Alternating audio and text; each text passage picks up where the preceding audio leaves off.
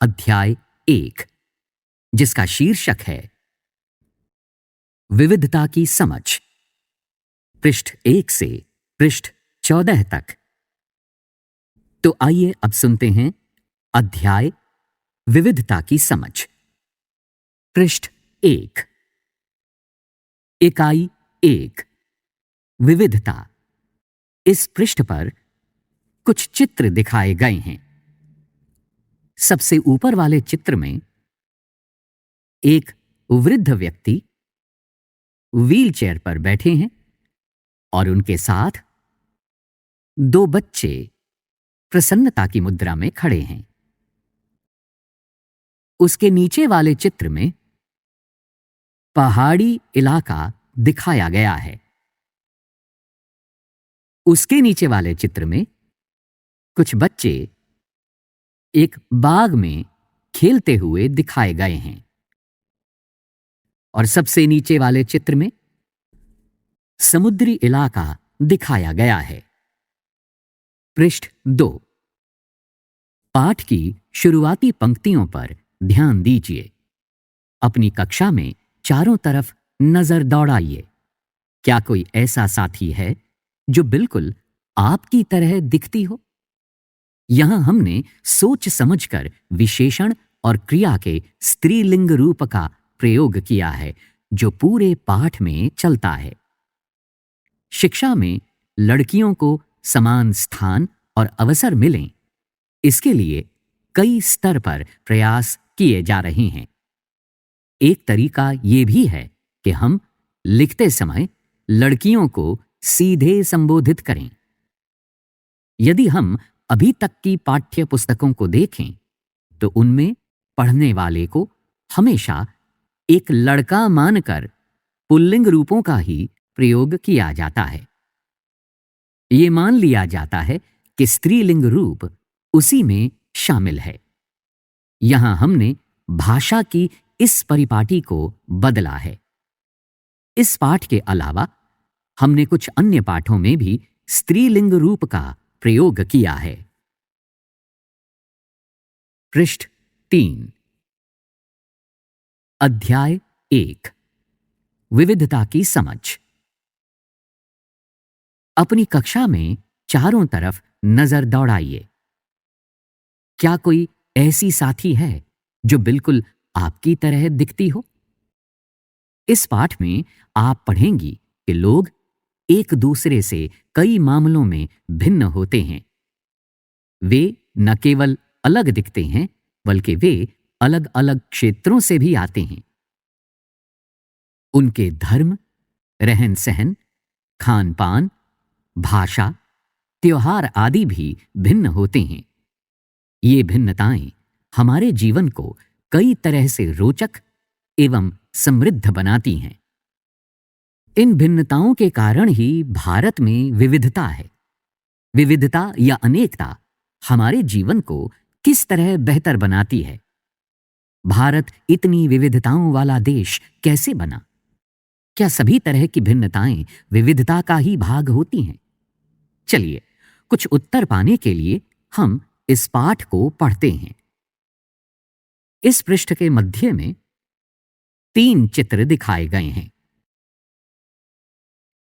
ये तीनों चित्र बच्चों द्वारा बनाए गए हैं और इन तीनों चित्रों के माध्यम से अलग अलग परिवेशों से आई बच्चियों के अलग अलग रूप, रंग, उनके अलग अलग पहनावे को प्रदर्शित किया गया है। आपकी उम्र के 3 बच्चों ने इन चित्रों को बनाया है। खाली बक्से में आप अपना चित्र बनाइए। क्या आपका चित्र अन्य 3 चित्रों जैसा ही है? हो सकता है कि आपका चित्र इन तीनों से बहुत भिन्न हो, जैसे कि ये तीनों चित्र भी आपस में एक दूसरे से नहीं मिलते हैं। ऐसा इसलिए कि हम सबका चित्रकारी करने का अपना अपना एक तरीका होता है। जिस तरह हमारी चित्रकारी में भिन्नता है, उसी तरह हमारे रूप, रंग, खान पान आदि में भी भिन्नता है। पृष्ठ 4, इस पृष्ठ पर आपसे कुछ जानकारी मांगी गई है। अपने बारे में जानकारी दीजिए। बाहर जाते समय मैं रिक्त स्थान पहनना पसंद करती हूं। मैं घर में रिक्त स्थान में बात करती हूं। मेरा पसंदीदा खेल रिक्त स्थान है। मुझे रिक्त स्थान के बारे में किताबें पढ़ना पसंद है। यहां जहां भी रिक्त स्थान दिया गया है वहां पर आप अपना उत्तर लिखें। अपनी अध्यापिका की सहायता से यह पता कीजिए कि आप में से कितनी साथियों के जवाब एक जैसे हैं। क्या कक्षा में कोई ऐसी साथी भी है जिसकी सूची आपकी सूची से हूबहू मिलती है? शायद नहीं हो। हालांकि ऐसा होगा कि कई साथियों के कुछ जवाब आपके जवाबों से मिलते जुलते होंगे। कितने साथियों को आपके जैसी किताब पढ़ना पसंद है? आपकी कक्षा के विद्यार्थी कुल मिलाकर कितनी भाषाएं बोलते हैं? इनसे अब तक आपको यह अंदाजा हो गया होगा कि कई मामलों में आप अपनी साथियों की तरह हैं और कई मामलों में आप उनसे बिल्कुल अलग हैं। दोस्ती करना। क्या ऐसे इंसान से दोस्ती करना आपके लिए आसान होगा जो आपसे बहुत भिन्न है? अब हम आपको एक कहानी सुनाएंगे। इसे सुने और सोचें। मैंने इसे एक मजाक की तरह लिया। मजाक जो कि फटे पुराने कपड़े पहने उस छोटे से लड़के के लिए था जो जनपथ के भीड़ भाड़ वाले चौराहे की लाल बत्ती पर अखबार बेचता था। मैं जब भी वहां से साइकिल से गुजरता वो अंग्रेजी का अखबार हाथ में लहराते हुए मेरे पीछे भागता और उस दिन की सुर्खियों को हिंदी अंग्रेजी के मिले जुले शब्दों में चिल्लाकर सुनाता रहता। इस बार मैं पटरी के सहारे रुका और मैंने उससे हिंदी का अखबार मांगा। उसका मुंह खुला का खुला रह गया। उसने पूछा, मतलब आपको हिंदी आती है? बिल्कुल, मैंने अखबार के पैसे देते हुए कहा। क्यों? तुमने क्या सोचा? वो रुका। पर आप लगते तो बड़े अंग्रेज हैं। वो बोला, मतलब कि आप हिंदी पढ़ भी सकते हैं? हाँ, बिल्कुल पढ़ सकता हूं। इस बार मैं थोड़ा अधीर होते हुए बोला, मैं हिंदी बोल सकता हूं, पढ़ सकता हूं और लिख भी सकता हूं। मैंने स्कूल में दूसरे सब्जेक्ट यानी विषय के साथ हिंदी पढ़ी है। पृष्ठ 5। सब्जेक्ट? उसने पूछा। अब जो कभी स्कूल नहीं गया उसको मैं क्या समझाता कि सब्जेक्ट क्या होता है? वो कुछ होता है। मैंने शुरू किया ही था कि बत्ती हरी हो गई और मेरे पीछे गाड़ियों के हॉर्न का शोर 100 गुना बढ़ गया। मैंने भी अपने आप को ट्रैफिक के साथ आगे बढ़ने दिया। अगले दिन वो फिर से वहां पर था। वो मुस्कुरा रहा था और मेरी तरफ हिंदी का अखबार बढ़ाते हुए उसने कहा, भैया आपका अखबार, अब बताइए ये सब्जेक्ट क्या चीज है? अंग्रेजी का ये शब्द उसकी जबान पर अजीब लग रहा था। ऐसा लगा मानो अंग्रेजी में सब्जेक्ट शब्द का जो दूसरा अर्थ है प्रजा, उस अर्थ में वो उसका प्रयोग कर रहा है। ओह, ये कुछ पढ़ाई लिखाई से संबंधित है, मैंने कहा। उसके बाद चूंकि बत्ती लाल हो गई थी सो मैंने पूछा, तुम कभी स्कूल गए हो? कभी नहीं, उसने जवाब दिया। फिर बात बढ़ाते हुए उसने गर्व से कहा, मैं जब इतना ऊंचा था तभी से मैंने काम करना शुरू कर दिया था। उसने मेरी साइकिल की गद्दी के बराबर अपने आप को नापा। पहले मेरी मां मेरे साथ आती थी लेकिन अब मैं अकेले ही कर लेता हूं। अभी तुम्हारी मां कहां है? मैंने पूछा। पर तब बत्ती हरी हो गई और मैं चल पड़ा। मैंने उसे अपने पीछे कहीं से चिल्लाते हुए सुना, वो मेरठ में है और उसके साथ। बाकी ट्रैफिक के शोरगुल में डूब गया। मेरा नाम समीर है, उसने अगले दिन कहा और बड़े शर्माते हुए मेरा नाम पूछा। आपका नाम? ये तो बड़े आश्चर्य की बात थी। मेरी साइकिल डगमगाई। मेरा नाम भी समीर है, मैंने बताया। क्या? उसकी आंखें एकदम से चमक उठीं। हाँ, मैंने मुस्कुराते हुए कहा। तुम्हें पता है, समीर का अर्थ है हवा, पवन। और पवन पुत्र कौन है जानते हो ना? हनुमान। तो अब से आप समीर एक और मैं समीर दो, उसने खूब खुश होते हुए कहा। हाँ ठीक है, मैंने जवाब दिया और अपना हाथ आगे बढ़ाया। हाथ मिलाओ समीर दो। उसका छोटा सा हाथ मेरे हाथ में एक नन्ही चिड़िया की तरह समा गया। मैं साइकिल चलाकर आगे बढ़ चुका था, पर उसके हाथ की गर्माहट अब तक महसूस कर रहा था। अगले दिन उसके चेहरे पर उसकी चिर परिचित मुस्कान नहीं थी। मेरठ में बड़ी गड़बड़ हो गई है, उसने कहा। वहां दंगों में बहुत लोग मारे गए हैं। मैंने मुख्य अखबार की सुर्खियों की तरफ देखा। बड़े बड़े अक्षरों में लिखा था, सांप्रदायिक दंगे। लेकिन समीर, मैंने शुरू किया ही था। मैं मुस्लिम समीर हूं। वो बोल पड़ा। और मेरे सभी लोग मेरठ में हैं। उसकी आंखें भर आईं जब मैंने उसके कंधे पर हाथ रखा। उसने नजर ऊपर नहीं उठाई। समीर एक और समीर दो में कोई 3 अंतर लिखिए। क्या ये अंतर उन्हें दोस्त बनने से रोक पाए? पृष्ठ 6। अगले दिन वो चौराहे पर नहीं था। न उसके अगले दिन वो दिखा और न आगे फिर कभी। अंग्रेजी या हिंदी का कोई अखबार मुझे नहीं बता सकता कि मेरा समीर दो आखिर कहां गया। पोइली सेनगुप्ता की कहानी द लाइट्स चेंज्ड पर आधारित। जहां समीर एक को अंग्रेजी ज्यादा अच्छी आती है, वहीं समीर दो हिंदी बोलता है। हालांकि दोनों की भाषाएं अलग हैं, फिर भी दोनों एक दूसरे से बात कर पाए। उन्होंने इसके लिए प्रयास किया क्योंकि उनके लिए बात करना महत्वपूर्ण था। समीर एक और समीर दो की धार्मिक व सांस्कृतिक पृष्ठभूमियां भी अलग हैं। जहां समीर एक हिंदू है, वहीं समीर दो मुसलमान है।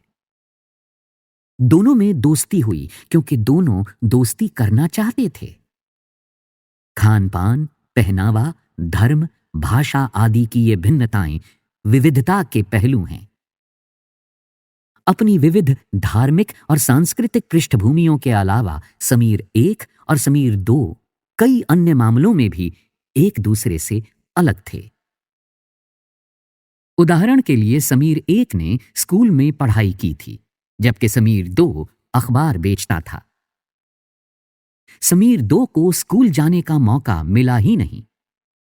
आपने संभवतः अपने इलाके में ऐसे कई लोगों को देखा होगा जो गरीब हैं और जिनकी भोजन, घर और कपड़े की जरूरतें भी पूरी नहीं हो पाती।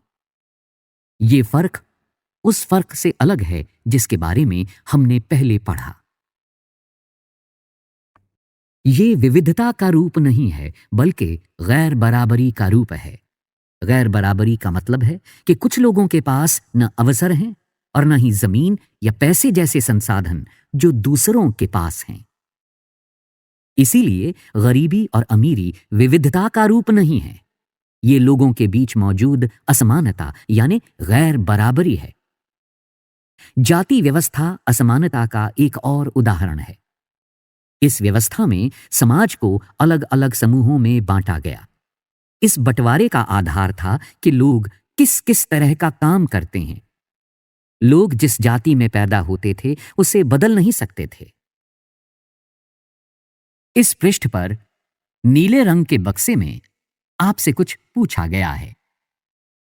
उन त्योहारों की सूची बनाइए जो हो सकता है कि समीर एक और समीर दो मनाते हो। समीर एक, रिक्त स्थान। समीर 2, रिक्त स्थान। क्या आप ऐसी किसी परिस्थिति के बारे में सोच सकती हैं जब आपने उससे दोस्ती की जो आपसे बहुत अलग हो? इसका वर्णन एक कहानी के रूप में कीजिए। समीर 2 स्कूल क्यों नहीं जाता था? आपकी राय में अगर वो स्कूल जाना चाहता तो क्या जा पाता?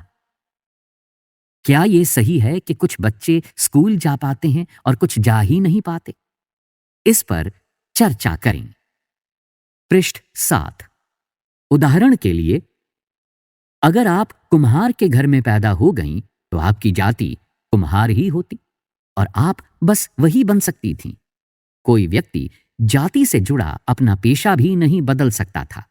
इसलिए उस ज्ञान के अलावा किसी अन्य ज्ञान को हासिल करना जरूरी नहीं समझा जाता था। इससे गैर बराबरी पैदा हुई। आप इस बारे में अगले अध्यायों में जानेंगे। विविधता हमारे जीवन को कैसे समृद्ध करती है। जैसे समीर 1 और समीर 2 दोस्त बने, ठीक वैसे ही आपकी भी सहेलियां होंगी जो आपसे बहुत अलग होंगी। आपने शायद उनके घर में अलग तरह का खाना खाया होगा, उनके साथ अलग त्योहार मनाए होंगे, उनके कपड़े पहनकर देखे होंगे और थोड़ी बहुत उनकी भाषा भी सीखी होगी। यहां एक नीले बक्से में आपसे एक प्रश्न पूछा गया है। सूची बनाइए कि आपने भारत के अलग अलग प्रांतों के कौन से व्यंजन खाए हैं।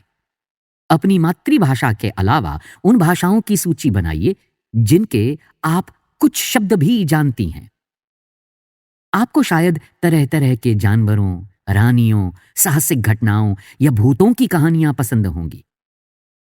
संभव है कि आपको खुद कहानी बनाना भी पसंद होगा। एक अच्छी कहानी पढ़ने से हमेशा खुशी मिलती है। उसको पढ़कर और ज्यादा कहानियां बनाने के लिए नए नए विचार मिलते हैं। जो लोग कहानियां लिखते हैं वे विभिन्न स्रोतों, किताबों, वास्तविक जीवन और कल्पना से प्रेरणा लेते हैं।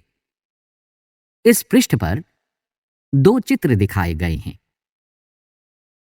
सबसे ऊपर वाले चित्र में आकाश में उड़ने वाला कालीन दिखाया गया है और उस पर 3 पात्र बैठे हुए दिखाए गए हैं। सबसे आगे एक छोटा बच्चा बैठा है जो नीचे देख रहा है। बीच में एक वृद्ध महिला बैठी हैं जो अत्यंत प्रसन्न मुद्रा में अपने हाथ ऊपर किए हैं और उनके पीछे मुस्कुराता हुआ एक बंदर बैठा है। उसके नीचे वाले चित्र में 2 पक्षी अपने घोंसले के पास दिखाए गए हैं। उनके घोंसले में मादा पक्षी द्वारा दिए गए अंडे दिखाए गए हैं।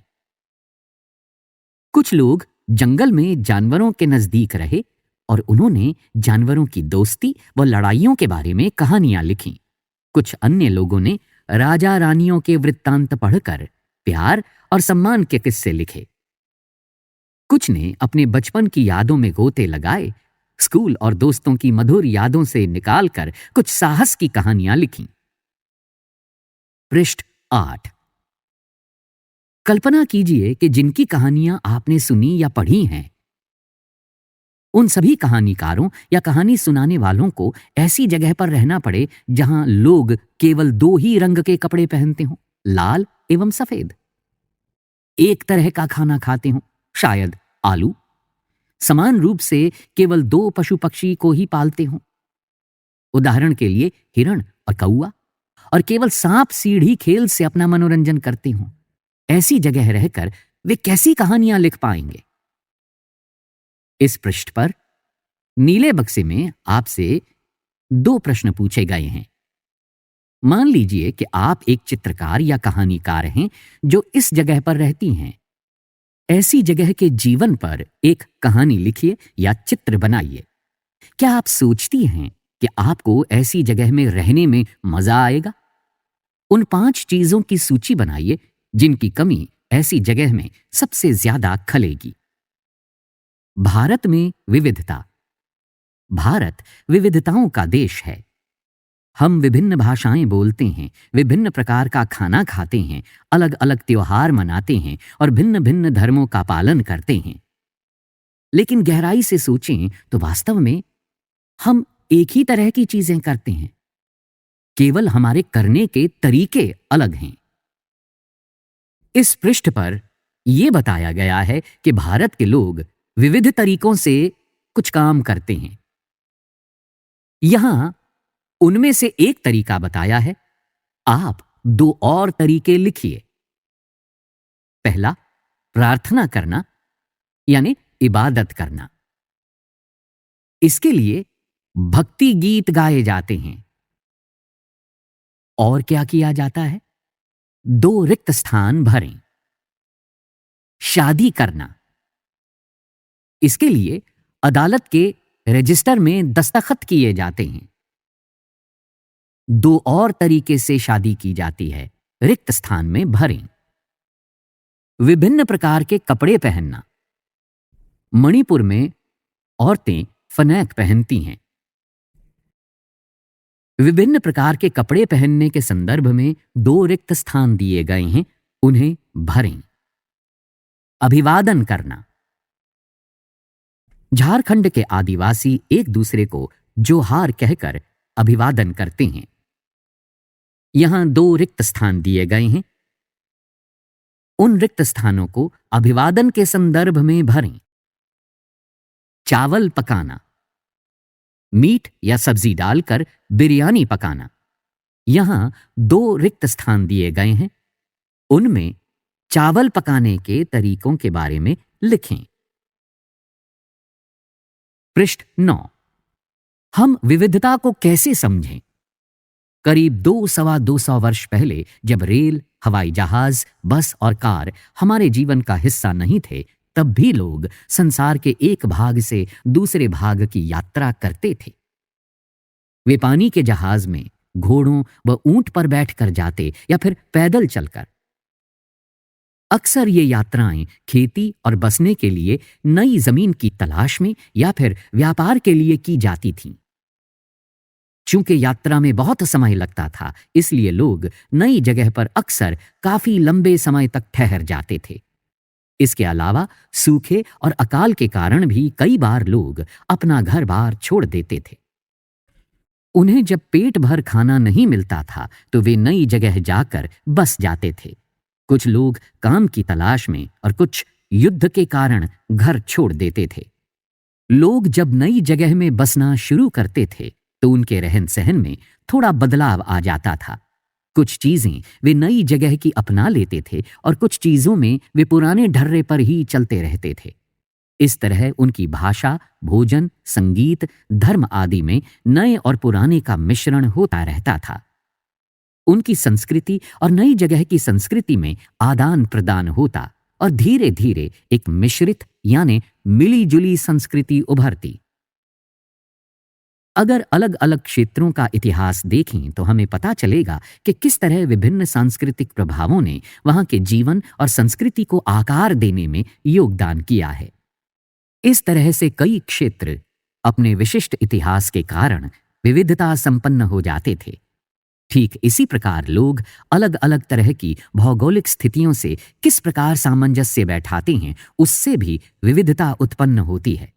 उदाहरण के लिए समुद्र के पास रहने में और पहाड़ी इलाकों में रहने में बड़ा फर्क है। न केवल वहां के लोगों के कपड़ों और खान पान की आदतों में फर्क होगा, बल्कि जिस तरह का काम वे करेंगे वे भी अलग होंगे। शहरों में अक्सर लोग ये भूल जाते हैं कि उनका जीवन उनके भौतिक वातावरण से किस तरह गहराई से जुड़ा हुआ है। ऐसा इसलिए कि शहरों में लोग विरले ही अपनी सब्जी या अनाज उगाते हैं। वे इन चीजों के लिए बाजार पर ही निर्भर रहते हैं। आइए भारत के 2 भागों लद्दाख और केरल के उदाहरण के जरिए ये समझने की कोशिश करें कि किसी क्षेत्र की विविधता पर उसके ऐतिहासिक और भौगोलिक कारकों का क्या असर पड़ता है। एटलस में भारत का नक्शा देखिए और उसमें ढूंढिए कि ये दोनों क्षेत्र लद्दाख तथा केरल कहां पर हैं। इन दोनों क्षेत्रों की भौगोलिक स्थितियां वहां के भोजन, कपड़े और व्यवसाय अर्थात पेशे को कैसे प्रभावित करती हैं। उनकी सूची बनाइए। पृष्ठ 10। इस पृष्ठ में सबसे ऊपर एक चित्र दिखाया गया है। ये लद्दाख है, ऊंचे पहाड़ों वाला रेगिस्तानी इलाका। लद्दाख जम्मू और कश्मीर के पूर्व में पहाड़ियों में बसा एक रेगिस्तानी इलाका है। यहां पर बहुत ही कम खेती संभव है, क्योंकि इस क्षेत्र में बारिश बिल्कुल नहीं होती और ये इलाका हर वर्ष काफी लंबे समय तक बर्फ से ढका रहता है। इस क्षेत्र में बहुत ही कम पेड़ उग पाते हैं। पीने के पानी के लिए लोग गर्मी के महीनों में पिघलने वाली बर्फ पर निर्भर रहते हैं। यहां के लोग एक खास किस्म की बकरी पालते हैं, जिससे पश्मीना ऊन मिलती है। ये ऊन कीमती है, इसीलिए पश्मीना शॉल बड़ी महंगी होती है। लद्दाख के लोग बड़ी सावधानी से इस ऊन को इकट्ठा करके कश्मीर के व्यापारियों को बेच देते हैं। मुख्यतः कश्मीर में ही पश्मीना शॉलें बुनी जाती हैं। यहां के लोग दूध से बने पदार्थ जैसे मक्खन, चीज, जो एक खास तरह का छैना होता है, एवं मांस खाते हैं। हर एक परिवार के पास कुछ गाय, बकरी और याक होती हैं। रेगिस्तान होने का यह मतलब नहीं कि व्यापारी यहां आने के लिए आकर्षित नहीं हुए। लद्दाख तो व्यापार के लिए एक अच्छा रास्ता माना गया, क्योंकि यहां कई घाटियां हैं जिनसे गुजरकर मध्य एशिया के काफिले उस इलाके में पहुंचते थे जिसे आज तिब्बत कहते हैं। ये काफिले अपने साथ मसाले, कच्चा रेशम, दरियां आदि लेकर चलते थे। लद्दाख के रास्ते ही बौद्ध धर्म तिब्बत पहुंचा। लद्दाख को छोटा तिब्बत भी कहते हैं। करीब 400 साल पहले यहां पर लोगों का इस्लाम धर्म से परिचय हुआ और अब यहां अच्छी खासी संख्या में मुसलमान रहते हैं। लद्दाख में गानों और कविताओं का बहुत ही समृद्ध मौखिक संग्रह है। तिब्बत का ग्रंथ केसर सागा लद्दाख में काफी प्रचलित है। उसके स्थानीय रूप को मुसलमान और बौद्ध दोनों ही लोग गाते हैं और उस पर नाटक खेलते हैं। इस पृष्ठ पर एक और चित्र दिखाया गया है। ये पश्मीना शॉल बुनती हुई औरतें हैं। पृष्ठ 11 है। केरल भारत के दक्षिणी पश्चिमी कोने में बसा हुआ राज्य है।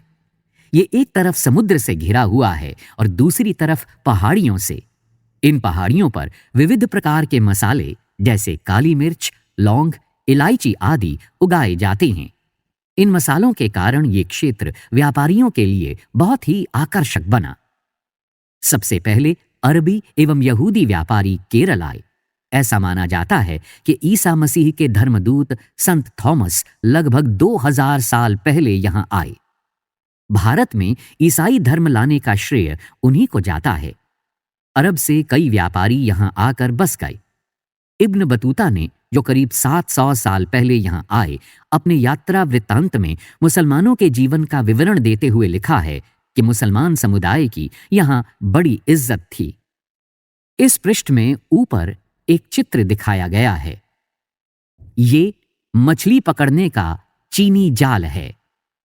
वास्को डी गामा पानी के जहाज से यहां पहुंचे तो पुर्तगालियों ने यूरोप से भारत तक का समुद्री रास्ता जाना। इन सभी ऐतिहासिक प्रभावों के कारण केरल के लोग विभिन्न धर्मों का पालन करते हैं, जिनमें यहूदी, इस्लाम, ईसाई, हिंदू एवं बौद्ध धर्म शामिल हैं। चीन के व्यापारी भी केरल आए। यहां पर मछली पकड़ने के लिए जो जाल इस्तेमाल किए जाते हैं वे चीनी जालों से हूबहू मिलते हैं और उन्हें चीना वला कहते हैं। तलने के लिए लोग जो बर्तन इस्तेमाल करते हैं उसे चीना चट्टी कहते हैं। इसमें चीन शब्द इस बात की ओर इशारा करता है कि उसकी उत्पत्ति कहां हुई होगी। केरल की उपजाऊ जमीन और जलवायु चावल की खेती के लिए बहुत उपयुक्त है और वहां के अधिकतर लोग मछली, सब्जी और चावल खाते हैं। इस पृष्ठ में नीचे एक और चित्र दिखाया गया है। ये केरल में मनाए जाने वाले त्योहार ओणम का एक विशेष आकर्षण है, नाव प्रतियोगिता। पृष्ठ 12 है। जहां केरल और लद्दाख की भौगोलिक स्थितियां एक दूसरे से बिल्कुल अलग हैं, वहीं हम ये भी देखते हैं कि इन दोनों क्षेत्रों के इतिहास में एक ही प्रकार के सांस्कृतिक प्रभाव हैं। दोनों ही क्षेत्रों को चीन और अरब से आने वाले व्यापारियों ने प्रभावित किया। जहां केरल की भौगोलिक स्थिति ने मसालों की खेती संभव बनाई, वहीं लद्दाख की विशेष भौगोलिक स्थिति और ऊन ने व्यापारियों को अपनी ओर खींचा। इस तरह पता चलता है कि किसी भी क्षेत्र के सांस्कृतिक जीवन का उसके इतिहास और भूगोल से प्रायः गहरा रिश्ता होता है। विविध संस्कृतियों का प्रभाव केवल बीते हुए कल की बात नहीं है। हमारे वर्तमान जीवन का आधार ही काम के लिए एक जगह से दूसरी जगह जाना है। हर एक कदम के साथ हमारे सांस्कृतिक रीति रिवाज और जीने का तरीका धीरे धीरे उस नए क्षेत्र का हिस्सा बन जाते हैं जहां हम पहुंचते हैं। ठीक इसी तरह अपने पड़ोस में हम अलग अलग समुदायों के लोगों के साथ रहते हैं। अपने रोजमर्रा के जीवन में हम मिलजुल कर काम करते हैं और एक दूसरे के रीति रिवाज और परंपराओं में घुल मिल जाते हैं। विविधता में एकता। भारत की विविधता या अनेकता को उसकी ताकत का स्रोत माना गया है। जब अंग्रेजों का भारत पर राज था तो विभिन्न धर्म, भाषा और क्षेत्र की महिलाओं और पुरुषों ने अंग्रेजों के खिलाफ मिलकर लड़ाई लड़ी थी। भारत के स्वतंत्रता संग्राम में अलग अलग परिवेशों के लोग शामिल थे। उन्होंने एकजुट होकर आंदोलन किए, इकट्ठे जेल गए और अंग्रेजों का अलग अलग तरीकों से विरोध किया। अंग्रेजों ने सोचा था कि वे भारत के लोगों में फूट डाल सकते हैं क्योंकि उनमें काफी विविधताएं हैं और इस तरह उनका राज चलता रहेगा। मगर लोगों ने दिखला दिया कि वे एक दूसरे से चाहे कितने ही भिन्न हों, अंग्रेजों के खिलाफ लड़ी जाने वाली लड़ाई में वे सब एक थे। इस पृष्ठ पर भारतीय जननाट्य संघ अर्थात इप्टा के सौजन्य से एक कविता प्रस्तुत की गई है। दिन खून के हमारे प्यारे न भूल जाना, खुशियों में अपनी हम पर आंसू बहा के जाना। सैयाद ने हमारे चुन चुन के फूल तोड़े, वीरान इस चमन में कोई गुल खिला के जाना। दिन खून के हमारे प्यारे न भूल जाना। गोली खा के सोए जलियां बाग में हम, सूनी पड़ी कब्र पर दिया जला के जाना। दिन खून के हमारे प्यारे न भूल जाना। हिंदू और मुस्लिमों की होती है आज होली, बहते हैं एक रंग में दामन भिगो के जाना। दिन खून के हमारे प्यारे न भूल जाना। कुछ जेल में पड़े हैं, कुछ कब्र में गड़े हैं, दो बूंद आंसू उन पर प्यारे बहा के जाना। दिन खून के हमारे प्यारे न भूल जाना, खुशियों में अपनी हम पर आंसू बहा के जाना। पृष्ठ 13 है। इस पृष्ठ पर सबसे ऊपर एक चित्र दिखाया गया है। इस चित्र में स्वतंत्रता दिवस के अवसर पर भाषण देते हुए पंडित नेहरू देखे जा सकते हैं। ये गीत अमृतसर में हुए जलियांवाला बाग हत्याकांड के बाद गाया जाता था। इस हत्याकांड में एक ब्रिटिश जनरल ने उन शांतिप्रिय निहत्थे लोगों पर खुलेआम गोलियां चलवा दी थीं जो बाग में इकट्ठे होकर सभा कर रहे थे। महिला, पुरुष, हिंदू, मुसलमान एवं सिख कितने सारे लोग थे जो अंग्रेजों की पक्षपातपूर्ण नीति का विरोध करने के लिए जमा हुए थे। उसमें से बहुत लोगों की जानें गईं और उससे भी ज्यादा घायल हुए। ये गीत उन्हीं शहीदों की याद में गाया गया था। स्वतंत्रता संग्राम के दौरान उभरे गीत और चिन्ह विविधता के प्रति हमारा विश्वास बनाए रखते हैं। क्या आप भारतीय झंडे की कहानी जानती हैं? स्वतंत्रता संग्राम के दौरान ही भारत के झंडे की परिकल्पना की गई थी। इस झंडे को सारे भारत में लोगों ने अंग्रेजों के खिलाफ इस्तेमाल किया था। जवाहरलाल नेहरू ने अपनी किताब भारत की खोज में लिखा कि भारतीय एकता कोई बाहर से थोपी हुई चीज नहीं है, बल्कि ये बहुत ही गहरी है, जिसके अंदर अलग अलग तरह के विश्वास और प्रथाओं को स्वीकार करने की भावना है। इसमें विविधता को पहचाना और प्रोत्साहित किया जाता है। ये नेहरू ही थे जिन्होंने भारत की विविधता का वर्णन करते हुए अनेकता में एकता का विचार हमें दिया। इस पृष्ठ पर नीले बक्से में आपको एक जानकारी दी गई है। रविंद्रनाथ टैगोर द्वारा रचित हमारा राष्ट्रगान भी भारतीय एकता की ही एक अभिव्यक्ति है। राष्ट्रगान किस तरह से एकता का वर्णन करता है, इसे अपने शब्दों में लिखिए। पृष्ठ 14। अभ्यास 1। अपने इलाके में मनाए जाने वाले विभिन्न त्योहारों की सूची बनाइए। इनमें से कौन से त्योहार सभी समुदायों द्वारा मनाए जाते हैं? 2।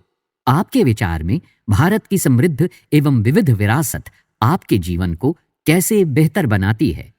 3। आपके अनुसार अनेकता में एकता का विचार भारत के लिए कैसे उपयुक्त है? भारत की खोज किताब से लिए गए इस वाक्यांश में नेहरू भारत की एकता के बारे में क्या कहना चाह रहे हैं? 4।